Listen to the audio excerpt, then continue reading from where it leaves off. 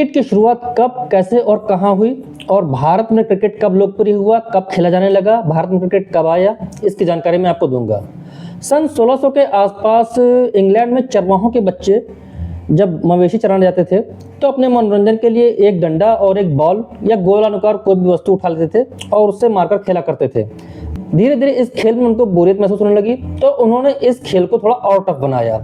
उन्होंने क्या किया, जो बैट्समैन था, जो मतलब डंडा लेकर मारता था बॉल को, उसके पीछे 3 डंडे गाड़ दिए और जो गेंद लड़का फेंकता था उससे कहा गया कि आपको इस 3 डंडों पे गेंद को मारना है और जो बैट्समैन है उसे बचाना है डंडे से, और जो बैट्समैन है उसे डंडे से मारकर गेंद को बचाना है।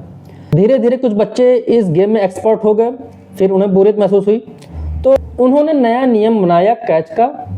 मतलब कि जो डंडे से गेंद लगकर जाएगी, अगर डायरेक्ट हाथ में आ जाती किसी फील्डर के या किसी बॉलर के, किसी के भी हाथ, किसी लड़के जो भी लड़के खेल रहे होते हैं आसपास, उनके हाथ में डायरेक्ट आ जाती तो वो कैच माना जाएगा, वो भी आउट माना जाएगा। तो आउट होने के 2 तरीके मान लिए गए।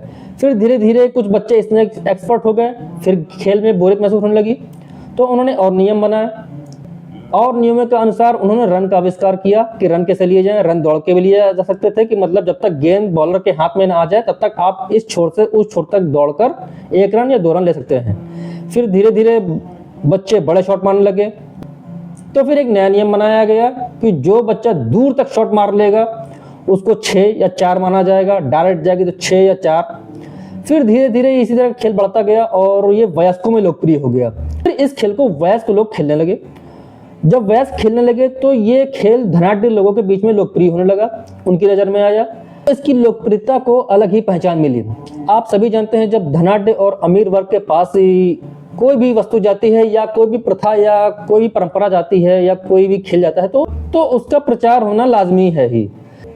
इसी प्रकार क्रिकेट की पॉपुलैरिटी बढ़ती गई धीरे धीरे और ये खेल पूरे इंग्लैंड भर में फेमस हो गया। सन 1597 के आसपास कुछ वयस्कों में मैच को लेकर लड़ाई झगड़ा होता है और वो झगड़ा अदालत तक पहुंचता है। उस समय अदालत में इसे प्रथम नाम दिया गया क्रिकेट। ये क्रिकेट शब्द उसी समय फेमस हुआ। भारत में इस खेल की शुरुआत सन 1700 के आसपास होती है, लेकिन इसको लोकप्रियता मिलती है सन 1800 के आसपास। उस समय भारत के सर रणजीत सिंह विभाजी जडेजा, जिनके नाम पर रणजी ट्रॉफी खेली जाती है, वो इंग्लैंड की तरफ से खेलते हैं और अपने पहले ही मैच में शतक लगाते हैं। वो ऐसा करने वाले दूसरे खिलाड़ी बने पूरे विश्व में। इससे पहले इंग्लैंड का कोई खिलाड़ी था, उसका मुझे नाम याद नहीं आ रहा, उसने अपने पहले ही मैच में शतक लगाया था। इसके बाद तो उनकी फ़ोटो छपी भारत में और पत्रिकाओं में उनका नाम छपा, जिसके बाद वो भारत में धनाढ्य लोगों के बीच लोकप्रिय हुए और इंग्लैंड के जो यहाँ कर्मचारी थे, जो इंग्लैंड के लोग यहाँ व्यापारी थे, उनके बीच में उनका नाम फेमस हो गया।